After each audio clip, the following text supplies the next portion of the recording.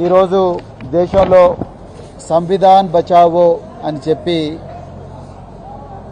కాంగ్రెస్ నాయకులు రాహుల్ గాంధీ గారు ప్రతిరోజు కూడా రాజ్యాంగం పట్టుకొని తిరుగుతూ ఉన్నారు. కానీ ఇక్కడ తెలంగాణ ముఖ్యమంత్రి రేవంత్ రెడ్డి గారు సంవిధాన్కు హటావో అని చెప్పి ఆయన ఇక్కడ పనిచేస్తూ ఉన్నారు.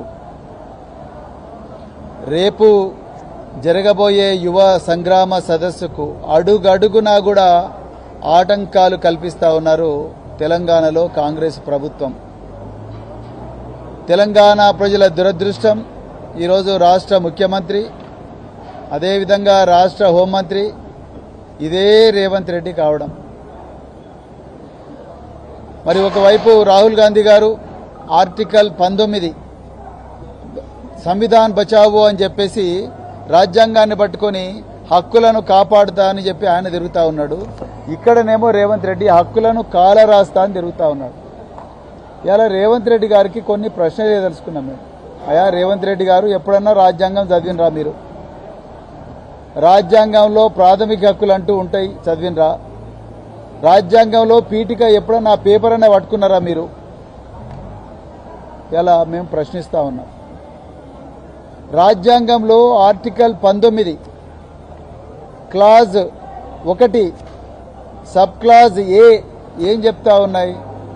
ఈ దేశంలో ఏ పౌరుడైనా ఏదైనా మాట్లాడుకోవచ్చు, పక్కల వాళ్ళకి ఇబ్బంది కలగనంత వరకు. దాన్నే freedom of speech and expression అంటారు. రెండవది ఆర్టికల్ అదే 19లో క్లాజ్ 1 సబ్ క్లాజ్ బి ఏం చెప్తా ఉన్నది? ఈ దేశంలో పౌరులు ఎవరైనా కూడా ఆయుధాలు పట్టుకోకుండా ఎక్కడైనా మీటింగులు పెట్టుకోవచ్చని రాజ్యాంగంలో article 19 clause 1 sub clause B చెప్తా ఉన్నది. ఇక మూడవది, ఎవరికైనా ఏమైనా ఇబ్బందులు అయితే అప్పుడు ప్రభుత్వాలు నియంత్రించవచ్చు ఈ సభలను అని చెప్తా ఉన్నాయి. ఇలా మేము అడుగుతా ఉన్నాం డీజీపీ గారిని, అదేవిధంగా జిల్లా కలెక్టర్ గారిని, అదేవిధంగా మల్కాజ్గిరి పోలీస్ కమిషనర్ గారిని, అదేవిధంగా హోంమంత్రి రేవంత్ రెడ్డి గారిని. ఇందులో మేము ఎవరికి ఇబ్బంది కలిగిస్తా ఉన్నాం? మీరు ఏ ఏ ప్రొసీజర్లు అయితే చెప్పినరో ఆ ప్రొసీజర్లు అన్నీ కూడా మేము ఫాలో అయ్యే జూన్ 30వ తారీఖు నాడు మేము జిల్లా కలెక్టర్కి అప్లై చేసినాం. స్పోర్ట్స్ అథారిటీ ఆఫ్ తెలంగాణ కంట్రోల్లో ఈ సరూర్ నగర్ స్టేడియం ఉంటుంది, వారికి అప్లై చేసినాం. అదేవిధంగా మీరు చెప్పిన విధంగానే డీడీ కూడా కట్టినాం. డీడీ కూడా ఇక్కడ ఉన్నది, ఈ స్టేడియంకు కట్టాలంటే డీడీ కూడా కట్టినాం. అదేవిధంగా మల్కాజ్గిరి పోలీసులు చెప్పిన విధంగానే ఆల్టర్నేటివ్గా ఒక 5 ఎకరాల భూమి చూపియండి అంటే ఒక రైతును రిక్వెస్ట్ చేసి ఆల్టర్నేటివ్గా భూమి కూడా చూపించినాం పార్కింగ్ కోసం. సీసీటీవీ కెమెరాలు పెట్టమంటే సీసీటీవీ కెమెరాలు కూడా పెడతా ఉన్నాం. టాయిలెట్లు పెట్టమంటే టాయిలెట్లు కూడా పెడతా ఉన్నాం. ఇంకా ఫైర్ పర్మిషన్ తీసుకురమ్మంటే ఫైర్ పర్మిషన్ కూడా తీసుకొస్తా ఉన్నాం. ఇంకా మీకు ఏం కావాలి? ఇన్ని ఇచ్చిన తర్వాత కూడా, డీడీలు కట్టిన తర్వాత, కలెక్టర్ నుంచి పర్మిషన్ తెచ్చుకున్న తర్వాత మా అంతటికి మేము ఇక్కడ ఈ సరూర్ నగర్ స్టేడియంలో మీటింగ్ పెట్టినందువల్ల ఈ ఎల్బీ నగర్లో ఏ రహదారి మీద కూడా ట్రాఫిక్ జామ్ కాదు. అది అందరికీ తెలుసు. ఇక్కడ వందలాది మీటింగ్లు అయితే ఉంటాయి. అందుకొరకే పౌరులకు ఏమి ఇబ్బంది కలగకూడదని, వాహనదారులకు ఏమి ఇబ్బంది కలగకూడదని, అందులో రష్ అవర్లో ప్రజలకు ఇబ్బంది కలగకూడదని మేమందరం కూడా సరూర్ నగర్ స్టేడియంలో మా వర్కింగ్ ప్రెసిడెంట్ కేటీఆర్ గారి ఆదేశాల మేరకు సరూర్ నగర్ స్టేడియంలో ప్రజలకు ఇబ్బంది కలగకూడదని ఈ మీటింగ్ పెట్టడం జరిగింది, ఇక్కడ పెట్టడం జరిగింది. అది కూడా వర్షం వస్తే మళ్ళీ ఇబ్బంది కాకూడదని టెంట్ వేయడం జరిగింది. ఎక్కడ కూడా ఏమీ ప్రాబ్లం లేదు. అయినా కూడా ఎందుకు మీరు పర్మిషన్ ఇవ్వడం లేదు? మరి రాజ్యాంగం ప్రకారం ఆర్టికల్ 19 క్లాజ్ 1 క్లాజ్ ఏ ప్రకారం కానీ సబ్ క్లాజ్ బి ప్రకారం కానీ మాకు మీటింగు పెట్టుకునే హక్కు లేదా? ఈరోజు రేవంత్ రెడ్డి గారు చెప్పాలి. మీ సంవిధాన్ బచావు అని రాహుల్ గాంధీ తిరుగుతున్నారుగా, ఇక్కడ మీరు ఆ సంవిధాన్ నాశనం కరు అంటున్నారు. మీరు ఎందుకు భయపడుతున్నారు రేవంత్ రెడ్డి గారు? మీరు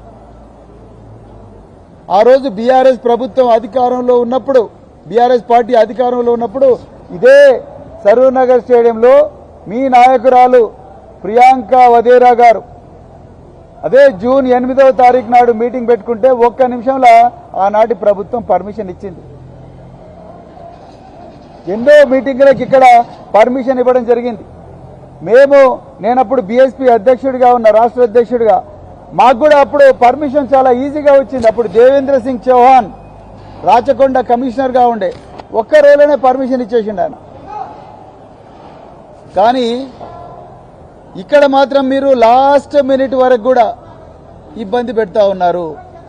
మీకు ఇష్టం లేకపోతే మాకు రాసివ్వండి, మీ వల్ల ఇబ్బందులు అవుతున్నాయి, మీ వల్ల ప్రభుత్వం కూలిపోయే ప్రమాదం ఉన్నది, మీ వల్ల ఈ విధంగా ప్రాబ్లం అయ్యే ప్రమాదం ఉన్నది అని మీరు రాసివ్వండి కదా. మీకు ఏం ఇంటెలిజెన్స్ వచ్చిందని ఆపుతున్నారు? మీరు ఈరోజు ఆన్సర్ చెప్పాలి.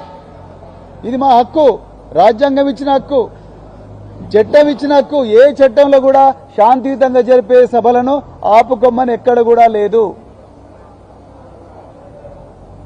మీరు ఏ బేసిస్ మీద ఆపుతా ఉన్నారు? ఇవాళ మల్కాజ్గిరి పోలీస్ కమిషనర్ గారు, అదేవిధంగా డీసీపీ ఎల్బీ నగర్ గారు, అదేవిధంగా డీజీ తెలంగాణ గారు, మీరు చెప్పాలి ఈ విషయం. ఏ బేసిస్ మీద మా సభలు ఆపుతా ఉన్నారు? మరి ఆ లెక్కన రేవంత్ రెడ్డి గారు జడ్చలలో సభ పెట్టిండ్రు, అది కూడా ఆపాలిగా. ఖమ్మంలో సభ పెట్టిండ్రు, అది కూడా ఆపాలి కదా. అదేవిధంగా మరి ఇంకా చాలా చోట్ల కూడా సభలు పెడతా ఉన్నారు. మన ఫ్యూచర్ సిటీ అనే ఒక ఆయన కొత్తది పెట్టుకున్నాడు కదా దుకాణం, అక్కడ సభ పెట్టిండ్రు, దాంట్లో కూడా ఆపాలి కదా. ఇక్కడ కోయడలో మీటింగ్ పెట్టిండ్రు, అక్కడ కూడా మొన్న కోయడలో మార్కెట్ వాళ్ళ దగ్గర మీటింగ్ పెట్టిండ్రు, అక్కడ కూడా ఆపాలి కదా. మరి అక్కడ కూడా ఇదే ప్రాబ్లం. మాకు ప్రాబ్లం అయినప్పుడు ఆయనకు కూడా ప్రాబ్లం కావాలి. ఆయన కూడా మరి ప్రతిపక్షాలను విమర్శిస్తున్నాడు. దానివల్ల కూడా మా వల్ల లా అండ్ ఆర్డర్ ప్రాబ్లం వస్తుందంటే, మా వల్ల ట్రాఫిక్ వస్తుందంటే, రేవంత్ రెడ్డి గారి సభల వల్ల కూడా ప్రజలకు ట్రాఫిక్ లో అంతరాయం కలుగుతుంది. మరి ఆయన మాట్లాడే భాష వల్ల కూడా తెలంగాణలో కోపోద్రేకం అవుతున్నారుగా ప్రజలందరూ కూడా. ఆయన వల్ల కూడా కల్లోలం అవుతున్నదిగా. అంటే ఆయనకొక న్యాయం, మాకొక న్యాయమా? మరి నరేంద్ర మోడీ గారు వచ్చినప్పుడు పెరేడ్ గ్రౌండ్స్ లో ఆయన సభలకు ఇట్లా పర్మిషన్ ఇచ్చిండ్రు. మీరు ముఖ్యమంత్రి గారు, బండి సంజయ్ గారు, నరేంద్ర మోడీ గారు ఒకవైపు మైనర్ బాలిక ఏడుస్తూ ఉంటే అత్యాచారం జరిగిందని కడుపుబ్బా నవ్వుకున్నారు కదా వేలాది మంది ప్రజల ముందర, అదే పరేడ్ గ్రౌండ్స్ లో. దానికి ఎట్లా పర్మిషన్ ఇచ్చిండ్రు డీజీపీ గారు? మరి మాకెందుకు పర్మిషన్ ఇవ్వడం లేదు? అది లాస్ట్ మినిట్ లో. రేపు 10 గంటలకు సభ అవుతున్నది, అన్ని కూడా అయిపోయినాయి. ఇప్పుడు మాకు ఇంతవరకు పర్మిషన్ ఇవ్వకపోతే ఏమనుకోవాలి? అంటే మీ ఉద్దేశం ఈ పర్మిషన్ ఇవ్వనంత వల్ల జనాలు అవుతారనుకుంటున్నారా? ఇంపాసిబుల్, అసాధ్యం. మీరు పర్మిషన్లతోని మా గొంతుకు నొక్కగలరేమో కానీ ప్రజల గుండెలను, వాళ్ళ గుండె చప్పుడును ఆపలేరు రేవంత్ రెడ్డి గారు. మీరెన్ని కుట్రలు చేసినా, కుతంత్రాలు చేసినా, మేము న్యాయ వ్యవస్థ తలుపు తట్టైనా మేము తప్పకుండా పర్మిషన్ తెచ్చుకుంటాం. మేము మర్యాదగా చెప్తున్నాం, దయచేసి శాంతియుతంగా చెప్తున్నాం. ఇది శాంతియుతంగా జరిగే సభ, ఎవరి మీదనో కోపంతో పెడుతున్న సభ కాదు. ఆకలితో అలమటిస్తున్న, బాధతో తల్లాడుతున్న, ఆ తల్లడిల్లుతున్న ఆ బిడ్డలకు గొంతుకగా ఉండాలని, నిరుద్యోగ బిడ్డలకు గొంతుగా ఉండాలని. ఇదే సరూర్ నగర్ స్టేడియంలో 2023లో మీ నాయకురాలు, మీరు అందరూ కలిసి ఈ యువత మీద మత్తు మందు జల్లి వాళ్ళ ఓట్లు దొంగతనంగా గుంజుకున్నారు కదా.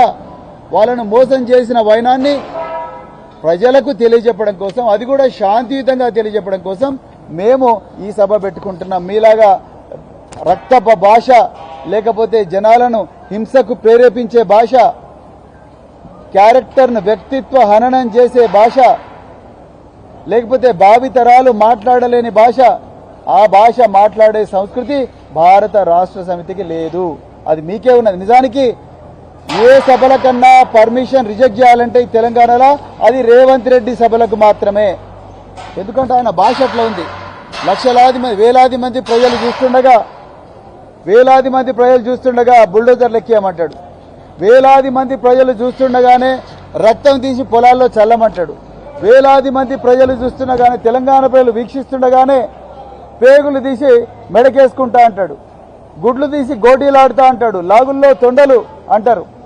చివరికి తెలంగాణ తీసుకొచ్చిన పోరాట యోధులు, తెలంగాణ తొలి ముఖ్యమంత్రి చావును కోరుకుంటున్నాడు వేలాది మంది ప్రజల సమక్షంలో. ఇది క్రిమినల్ భాష కాదా? దీనివల్ల అల్లకల్లోలం లేదా సెక్షన్ 190 బిఎన్ఎస్ దీంట్లో అట్రాక్ట్ కాదా, 194, 195, 196 దీంట్లో అట్రాక్ట్ కాదా, 351, 352, 353 బిఎన్ఎస్ ఇవి అట్రాక్ట్ కావా ఇందులో? పోలీసులారా మీరే చెప్పండి. అందుకొరకు ఎట్టి పరిస్థితుల్లో కూడా ఈ సభ ఆగదు. మేము మళ్ళీ చెప్తున్నాం, మాకు అన్ని పర్మిషన్లు ఉన్నాయి. We have followed all the procedures prescribed by the law. We have followed all the advises given by the officials. We have complied to all the requirements stipulated by every authority who is competent to give permission. చివరికి పోలీసుల దగ్గర ఆపినరు. మేము మా BRSP నాయకులు అదే విధంగా BRS వాలంటీర్లు ఎంతో మంది రోడ్ల మీద నిలబడి ట్రాఫిక్ మేనేజ్ చేస్తామని కూడా చెప్తున్నారు. మీరు ఏం కావాలంటే అది చెప్తున్నారు, ఏం కావాలంటే అది ఒప్పుకుంటున్నాం. అట్లాంటప్పుడు మీరు how can you deny the permission to us? How can you delay the permission? మీరు ఆన్సర్ చెప్పాలి. మళ్ళీ నేను పోలీస్ అధికారులకు చెప్తున్నా, పరిపాలనా శాఖ వాళ్ళకి చెప్తున్నా, దయచేసి మీరు రేవంత్ రెడ్డి గారి అక్రమ ఆదేశాలు పాటించకండి, చట్ట ప్రకారం నడుచుకోండి. మేము మీరు చెప్పిన ఆదేశాలన్నీ పాటిస్తూనే ఉన్నాం. అయినా కూడా మీరు దీంట్లో మరి అడ్డంకులు సృష్టిస్తే మాత్రం తప్పకుండా రేపు జరగబోయే పరిణామాలకు మీరే బాధ్యత తీసుకోవాల్సి ఉంటుంది. మేము మాత్రం ఈ సభ జరిపి తీరుతాం, తప్పకుండా జరిపి తీరుతాం. ఇది మా హక్కు, రాజ్యాంగం మాకిచ్చిన హక్కు, ఆర్టికల్ 19 మాకిచ్చిన హక్కు. మేము ఎవ్వరిని కూడా ఇబ్బంది పెడతలేము, ట్రాఫిక్ కూడా ఇబ్బంది పెట్టడం లేదు. హింసను ప్రేరేపించే సంస్కృతి మా పార్టీలో లేదు. వ్యక్తిత్వ హననం చేసే సంస్కృతి భారత రాష్ట్ర సమితిలో లేదు.